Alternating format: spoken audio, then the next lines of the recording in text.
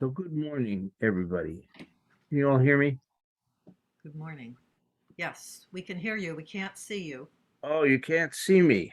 Okay. Can you see me now? So, Yes. well, Yes, we can. We think it's you. We're not quite sure. we'll find out. So this happened. I've been asked to sort of, as best I can, replicate the talk that I gave at the treetop retreat on Friday night. And when I went to the retreat, I remembered that Deborah and Gary and I have been corresponding about their health through the week. And Deborah a couple of times said, you should still be wearing your mask. So I thought, okay, I'll wear my mask.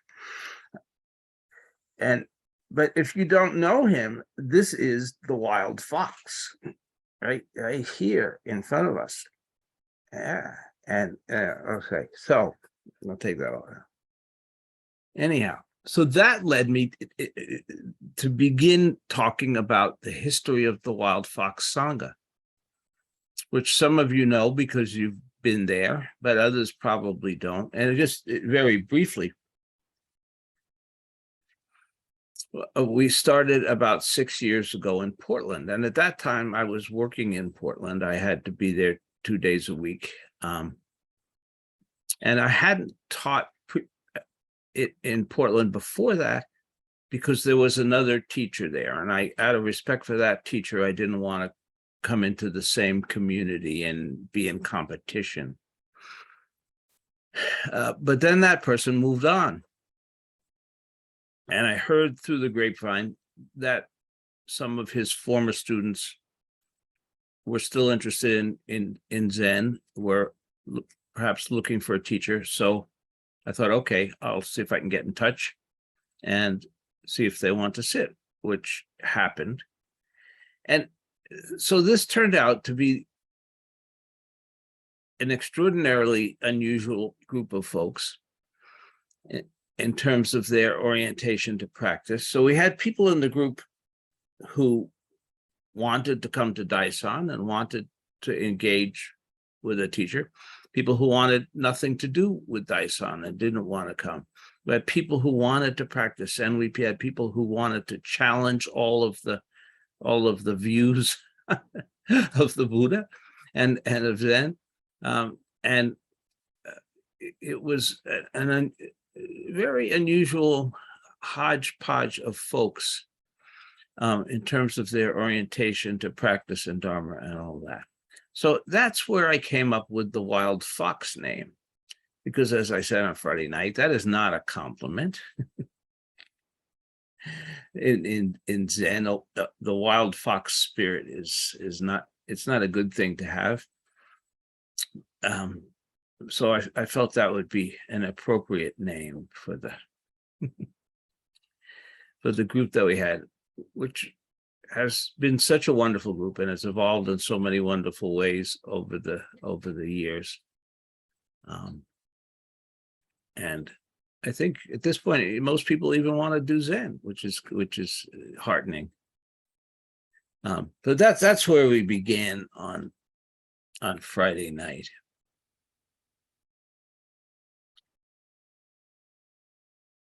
And that whole thing with the mask, with the wild fox, my alter ego, reminded me of a story in Peter Matheson's book, The Nine-Headed Dragon River.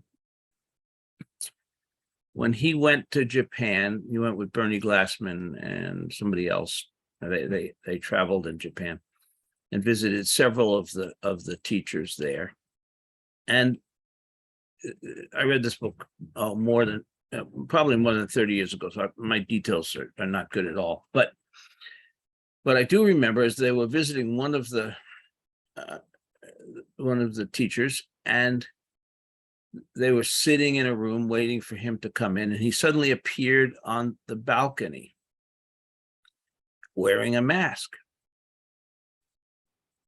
And then he took his mask off, and there was another mask. And he did this with several masks. And this was his way of teaching, right?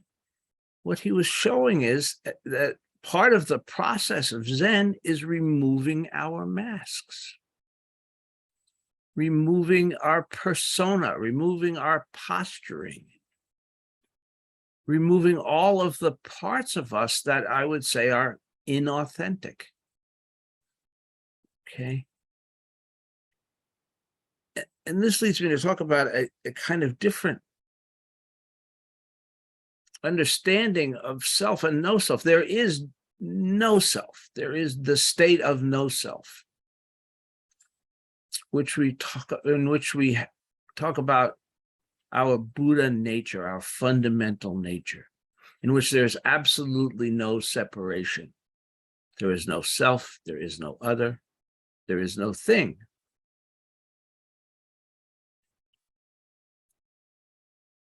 And that is perhaps what we might call the root experience of Zen, is encountering that fundamental Buddha nature. But I come to realize that I was thinking and talking about this, that there's another Zen experience, the experience of our authentic self. And our authentic self is not no self. You know, in no self, we can't navigate the world. But our authentic self is just who we are at the core of our being, who we are. We're not, there's no pretensions. We're not, pretending to be anybody other than exactly who we are. Our authentic self. And I think, you probably, those of you doing koans often encounter one of the old teachers saying, I am just thus, I am just thus. And to me, that I am just thus is the expression of that authentic self. Boom, this is it. Take it or leave it, like it or lump it. I am no more than this, I am no less than this, I am just this. It's wonderful. It's wonderfully unapologetic, right? And it's, I hesitate to use the word acceptance, but that might be a sort of component of it. Self-acceptance is a sort of very different sort of psychological condition. But in this case, it's close. Not only am I not anything else, I don't need to be anything else. I'm okay just as I am right here, right now. Our authentic self.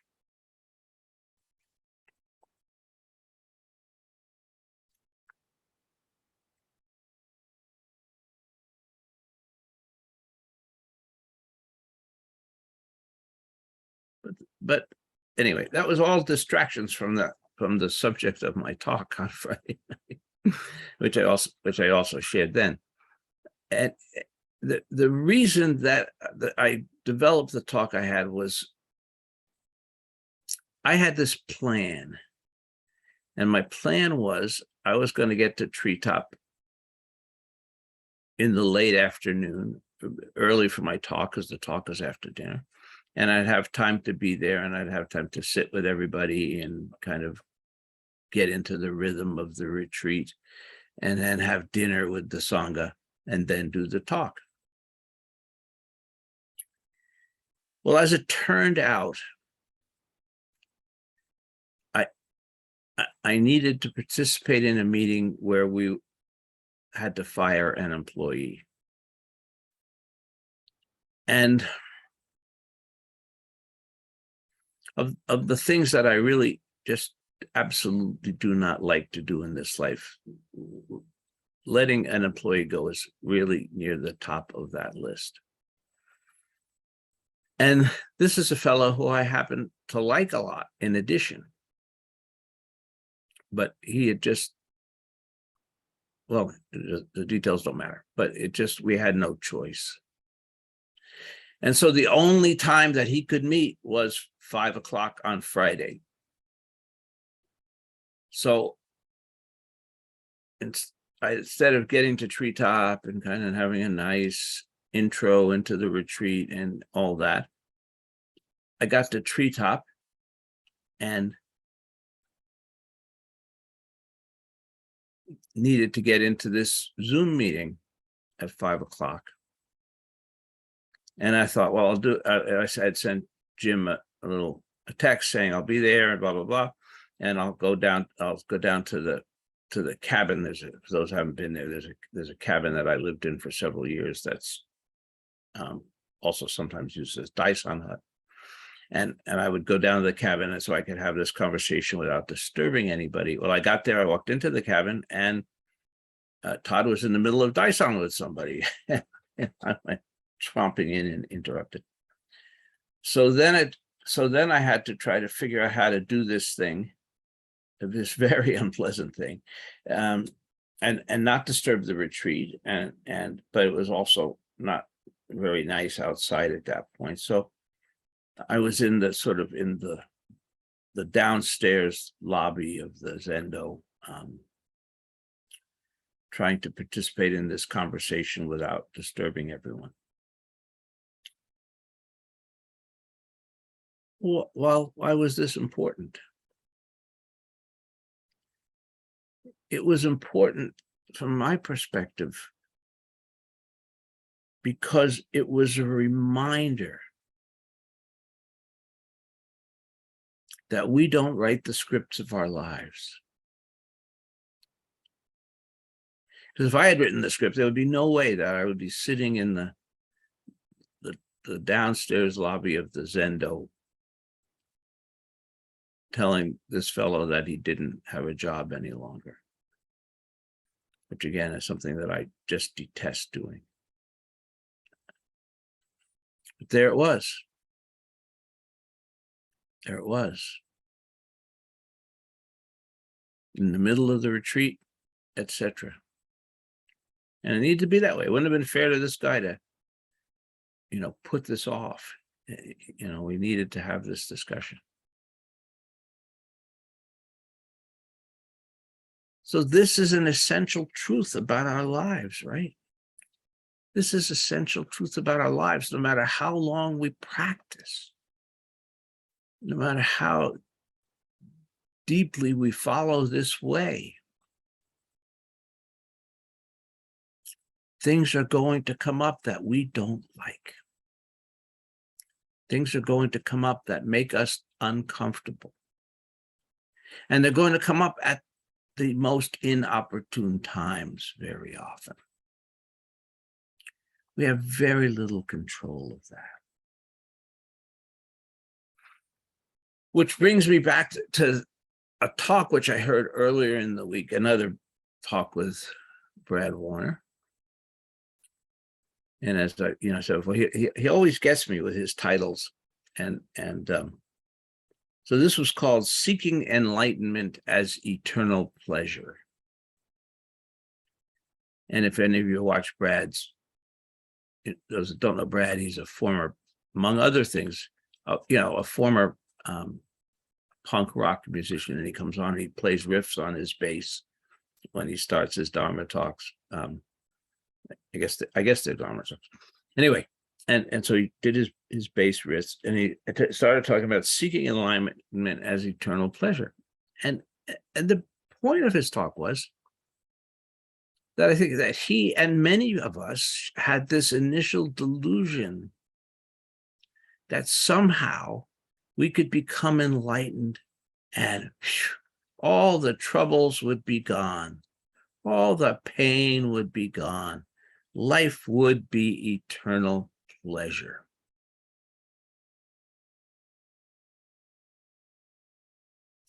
And of course, maybe that sounds ridiculous. It should. But I think it's kind of a myth. In part of enlightenment has become sort of so mythically clad in this culture and I think that's kind of part of the myth. The Buddha said we would have a path to end suffering, but he never said we would have a path to eternal pleasure.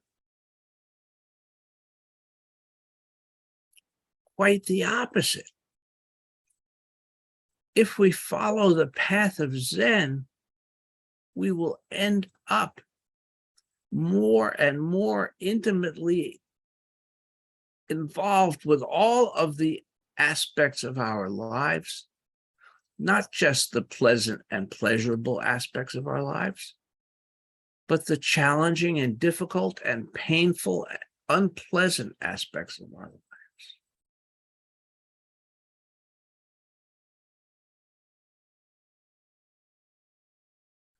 As we wake up, as we get more connected, we connect to everything. And we don't, the irony is that Zen also takes away the filter, that the filters that we have. There are no filters, it comes right in.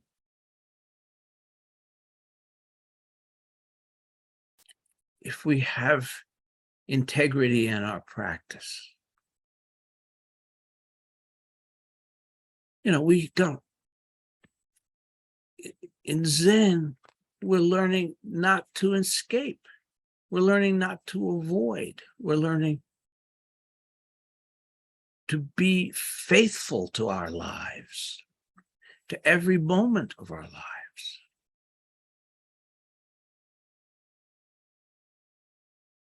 We have a precept that talks about not clouding our minds. It's written various ways. Sometimes it's written as not using drugs or alcohol, but it's also not clouding the mind. So if we take that precept seriously in all of its forms, then what it's saying is we cannot run away. We cannot shut it down. If there's something terrible there, we need to face and deal with that thing which is terrible.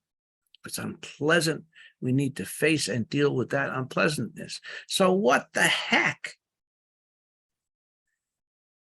What the heck is the point of all this? What happened to that promise about suffering? If we're going to have to go through all this stuff, and by the way, you can't, you've got to follow that precept, so you can't get drunk or high or, escape in any of the conventional ways. You've got to show up and be there for all these unpleasant and difficult and painful and sad things.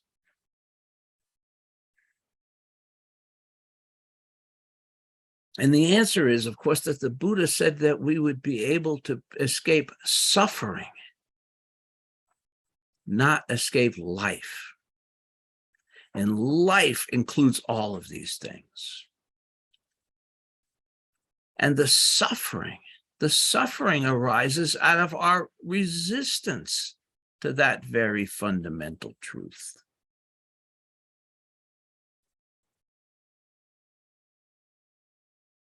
In life, there is good and there is bad and there is ugly, as there is in Italian spaghetti westerns.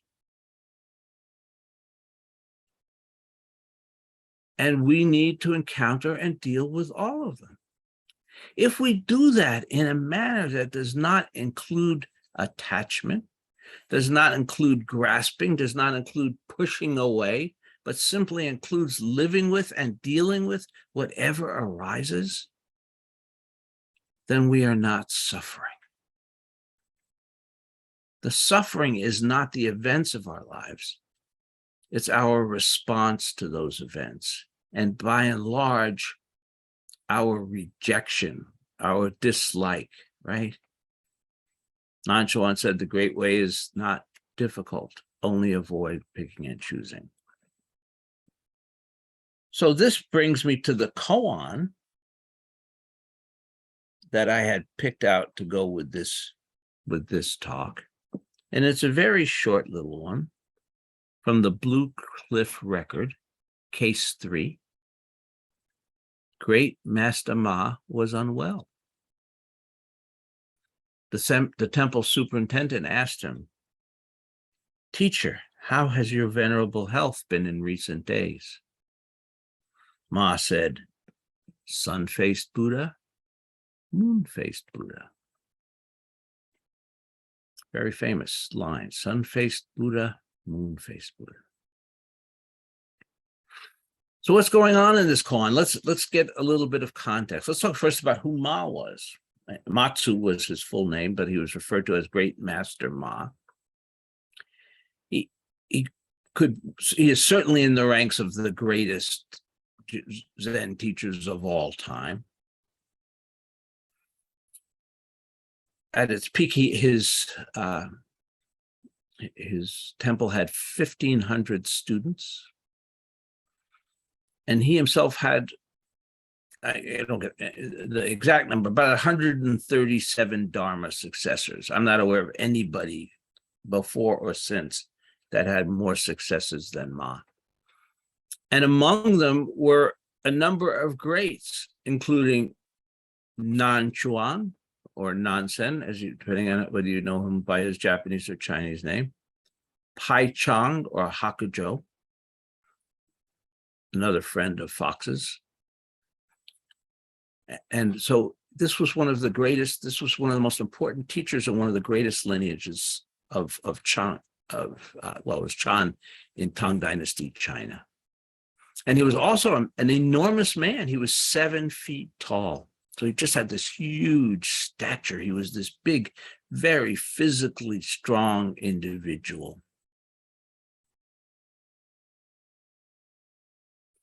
But at the time of this koan, Ma was dying. He was terminally ill. And he knew it. He had forecast his death, as some Zen teachers of the past have done. I mean, he prepared his students. He told them he was out walking with somebody, and he came to a spot, and he said, by this time next month, my body's going to be lying here, something to that effect. And so sure enough, he had fallen ill, and he's dying.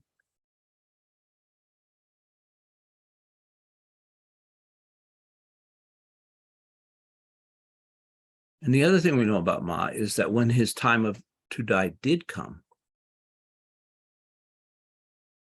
he's one of the teachers who went into the Zendo, sat down in Zazen, and expired.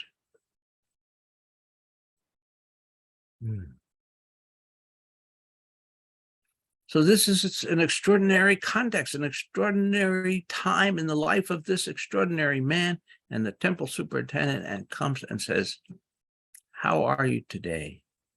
And he says, "Sun-faced Buddha, moon-faced Buddha." Okay, so what's that all about? Well, there is symbology there that could be, look up, who those were Buddhas in the pantheon of Buddhas, but I don't think that's particularly relevant here. I think what Ma is saying is, sometimes I'm like this, and sometimes I'm like that. Sometimes I'm healthy, sometimes I'm sick. Sometimes I'm happy, sometimes I'm sad. What he's pointing to is this idea of moving freely through whatever states, whatever experiences, whatever it is that we encounter in our lives. Change is inevitable and constant. Nothing in our lives is static. And what Ma is showing us is his extraordinary freedom. Freedom, because he's not clinging, he's not pushing away, he's not aversive, whatever it is, he is there. He is living it, as we must inevitably. Sometimes sun-faced Buddha, sometimes moon-faced Buddha. If Ma had been French, he might have said, "Comme ci, comme ça." Sometimes it's this way, sometimes it's that way.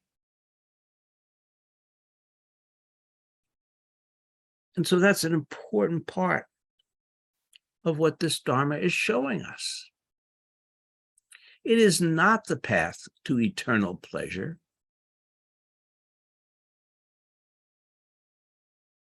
It is the path to living our lives deeply, fully, and authentically. It is taking whatever comes to us and doing the best we can with it. Neither pushing away nor drawing in, but living. Living. And in this context, Ma is such an inspirational example. But I talked briefly about our own Treetop founder, Steph. Maybe, I don't know if all of you know, but Steph had pulmonary fibrosis at the end of his life. He was sick for about 4 years before he died. And again, for those who aren't familiar, it's a progressive condition where these, I guess, fibroids fill your lungs up. And so you're sort of kind of suffocating gradually as you lose more and more of your lung capacity. And Steph, after a certain point, he had to have oxygen with him all the time, right? And the tanks kept getting bigger and bigger. And for those who haven't been to Treetop, the Zendo at Treetop is upstairs. It's on the second floor. And Peter Harris described this as being like climbing Mount Everest for Steph, because he would go on the staircase and he would take a step, put on his oxygen mask, take a breath, take a step, put on the oxygen mask, take a breath, and through this tedious process, make his way up to the Zendo to sit and teach. And he was in the Zendo teaching on a Saturday. And a few days later, on Wednesday night, his heart gave out. It just could not, it had to pump so hard to get any oxygen into his system, even with the supplemental oxygen, that it just quit. 4 or 5 days earlier, he had been in that Zendo. He had been teaching. He had been chanting.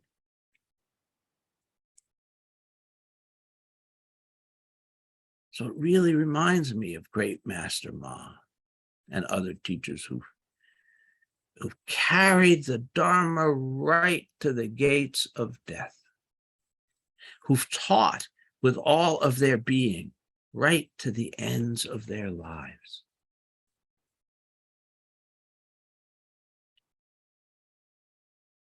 Steph was not experiencing eternal pleasure.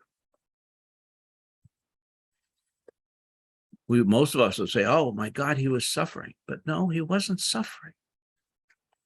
But he was living with this terrible, terrible condition. And still present and still teaching there for us.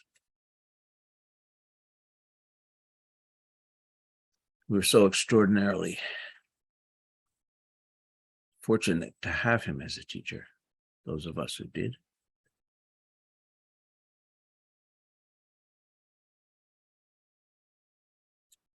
So this is a possibility for us all. Now, I'm not talking here exclusively about the possibility of dying well, although that's certainly part of it. But I'm talking about the possibility of living well, of being engaged. Grief comes up. We have, losses are part of our lives that we cannot escape. Right? The other thing the Buddha talked about is impermanence. That impermanence operates all the time. And nothing is constant. And whatever state we are in will change. so that, that's sort of told as a sort of positive thinking. Well, no matter how bad things are today, they'll get better. Well, yeah, and they'll get worse again, and and on and on. That's what life does. Sometimes they don't get better. Didn't get better for Ma. Didn't get better for Steph. Right? It's what it is. It's what it is. So that's what we're doing here. We're preparing to live our lives through whatever comes. And it may be wonderful happiness, and it may be terrible grief. In all likelihood, will be both those things and many more.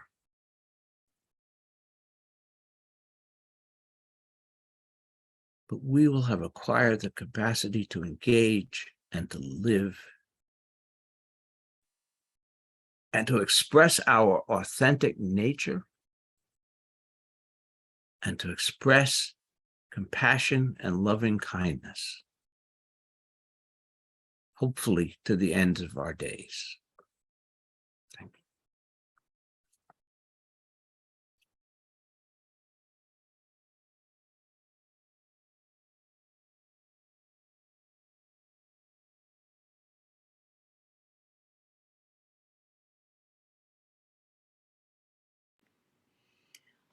Peter, I have a question. Sometimes when I am not well, my authentic self can be quite irritable and grouchy, and that somehow doesn't seem to be a very compassionate way to um, interact with the world. Um, so, how does one maintain a sense of compassion for others when and still be authentically miserable? Well, I don't know how to answer this question because I've never been grouchy. Good thing Elizabeth doesn't have her hearing aids in. That's She why heard me I say asked. that. Grouchy is, that's one of my things. But anyway, the answer is it's again, it's part of practice. It is practice, and it's turning it around. So I'm not looking inward, I'm looking outward, and I've got to kind of, and that's hard. You raise a point. When we're not feeling well, we all become like 3 years old again, and we want somebody to take care of us, and we want and we fetch, we complain, we just and so that in a sense, those are good opportunities to practice, and we might fail. I mean, the other thing is, I think grouchy is okay as long as it's not hurting somebody else. If I'm grouchy to other people, then I'm really doing a disservice. But if I'm just kind of grouchy by myself, that's another state of my being, another state which I kind of need to accept and work on. I'm also both things, and accept, but I also need to work on it. Kind of work on cultivating. That's one of the things that Steph said, and this is back to his teaching. The biggest thing he said the biggest thing he hated about being ill is it made him focus on himself. And it does that to all of us, right? And so that's the challenge. Can we focus on somebody else, on somebody else?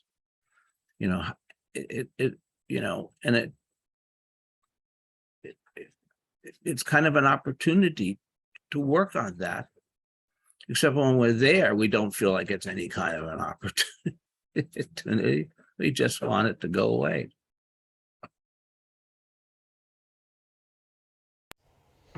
There was a time about a month ago when I was really down in the dumps, and I thought, okay, this happens. I'm not going to be happy all the time.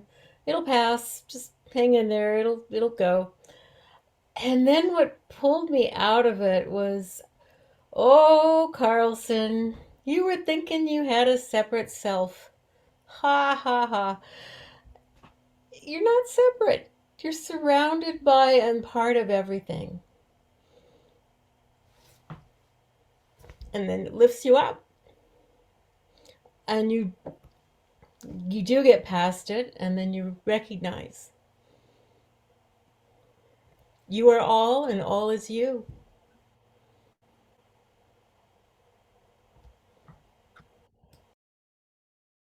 Yeah, well, it is our small self, self with a little s, that gets into all this stuff, right? And again, once we can open out to that authentic self, or to our true nature, as you're describing, then that has no place to reside. But then 2 seconds later, we may be right back there.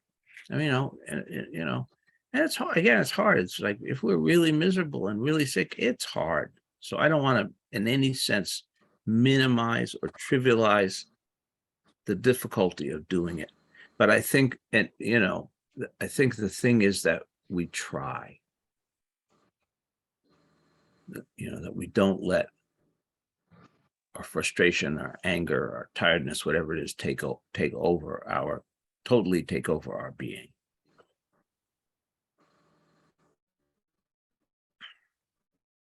I'm reminded of a time in the Zendo with Steph that there was a young woman there who was talking about Zen and how authentic she thought it was. And I'm like, yeah.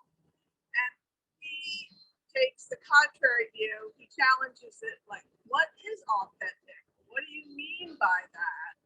And I took away from that we can't help but be authentic no matter what we're doing. That's who we are. I had a little trouble hearing, Melissa. Oh, okay. Well, I can't really change. All right. Well, I changed the condition. Yeah, no, it's not. Did someone hear it the first time that could repeat what she said? No. No. Okay. Well, another time. Well, now you're clear. I don't know. Try again, Melissa. See if you can. Oh, well, one time I was in the Zendo. We were in the Zendo with Steph, and there was a young woman there who was talking about how authentic Zen was, and how she, how she thought that was great. And I'm thinking, yes, that's great. And then Steph challenged that. Steph said, "What does authentic mean? How can you be unauthentic?" And it just got me thinking that no matter what we do, we're authentic, really. Yeah, thank you. That was, I could hear that much more clearly. When we are trying to be something or someone, that's what I'm meaning by inauthenticity. Other than, poof, just this, who I am at this moment. If I am trying to be authentic, I am being inauthentic. Yeah. Right? I mean, that's the paradox, If I am trying to be Zen, I am inauthentic. What is that? If I am a Buddhist, in a sense, that's inauthentic. That's not what I am or who I am. That's a mask. Buddhist, wild fox, Zen teacher. I've got all these masks. But at their basis, just this. So I'm not sure I understand all the nuances of what Steph was probably referring to, or the context. But I would, at least that's by what I'm meaning by inauthentic, is when we're posing or pretending, walking into the party, trying to fit in, that kind of way of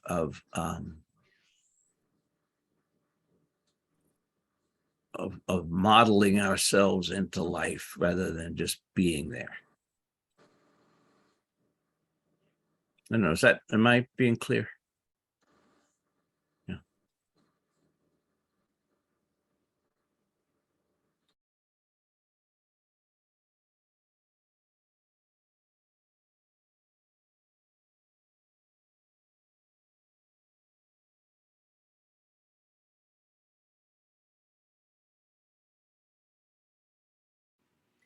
I think what that would lead to with my grouchy, authentic self is what you said, Peter, about um, being aware of that and using that as a practice opportunity. And there are many times when I have been able to shift the way I'm seeing things and the way I feel about what's going on, where if it is difficult, oh, there's a practice opportunity. So that's helpful. Thank you. No, I'm glad. But I guess I just kind of like make room for it's like sometimes it's just so overwhelming that we can't get to the practice opportunity, you know, and you know, I mean, I could think to times that I've been really sick. You know, if you came to me and said, "Wow, you've got a great practice opportunity here," you. It might not have been such a good experience. So, you know, it's just, so we got to also acknowledge our humanity at the end of the day. And sometimes we just, you know, so then that's the other side. When you're sick, be sick. You know, when you're sick, be sick. Because that's the other thing, you know, we don't have control of that. The tension is when it maybe hurts others. But if you're sick and grumpy because you're sick and you just, you know, sometimes we're going to be that way.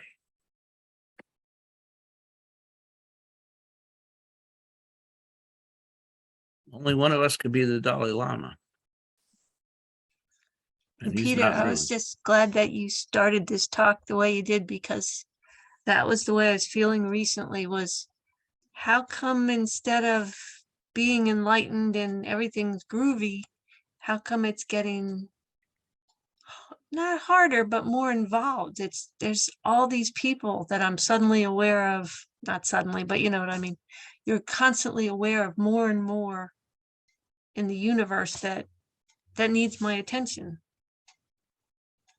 So thank you for that, pointing out that from Brad.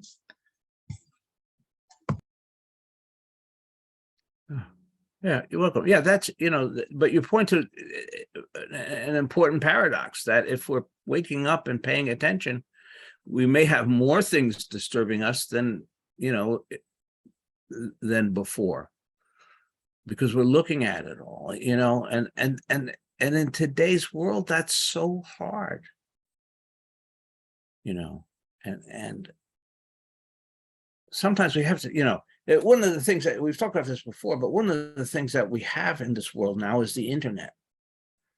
And through the internet, we can be connected with every bit of suffering anywhere on this planet, in the tiniest village in Africa and on the furthest mountain in Asia. Doesn't matter. If somebody's suffering there, we can find it on our news feed, you know.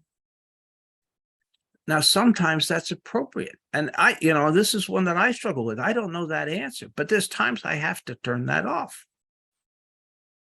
You know, my brain was only wired to take on so much. And then that, you know, it just becomes unproductive, overwhelming, you know, and then I'm not doing anybody or myself any good. So I struggle to find this balance point between being awake, being aware, being cognizant of the suffering in the world, and not being completely swamped and overwhelmed by it, which is easy to happen, you know. But the other thing is that, you know, at least, you know, if I am neither pulling it in nor pushing it away, then I can surf, right?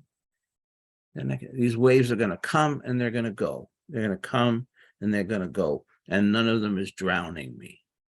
So that's very different. You know, that's very different.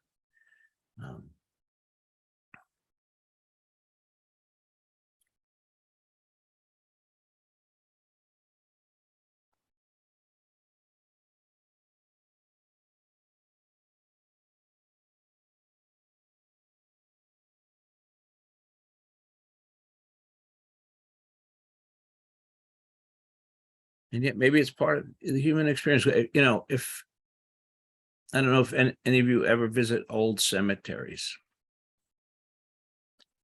but if you visit old cemeteries, look at the ages on some of those gravestones. Look at how many young children died. Look how many people never made it past the age of 6. And often in clusters because there was a smallpox epidemic or another kind of epidemic. You know, so in some ways, life today is difficult, and in other ways, life has always been difficult. And even if you only knew what was going on in your own village, there was enough suffering in your own village to make life challenging.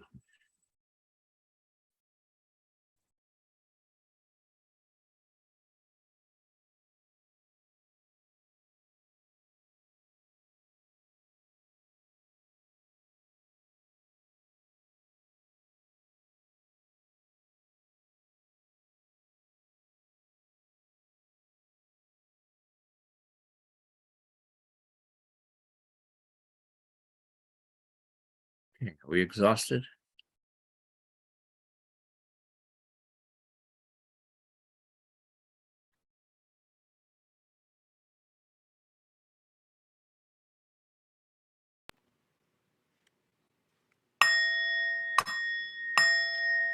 Creations are numberless. I vow to free them. Delusions are inexhaustible. I vow to put an end to them. Reality is boundless. I vow to perceive it. The enlightened way is unsurpassable. I vow to embody it. Creations are numberless. I vow to free them. Delusions are inexhaustible. I vow to put an end to them. Reality is boundless. I vow to perceive it. The enlightened way is unsurpassable. I vow to embody it. Creations are numberless. I vow to free them. Delusions are inexhaustible. I vow to put an end to them. Reality is boundless. I vow to perceive it. The enlightened way is unsurpassable.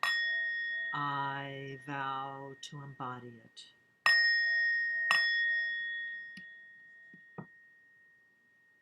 Okay.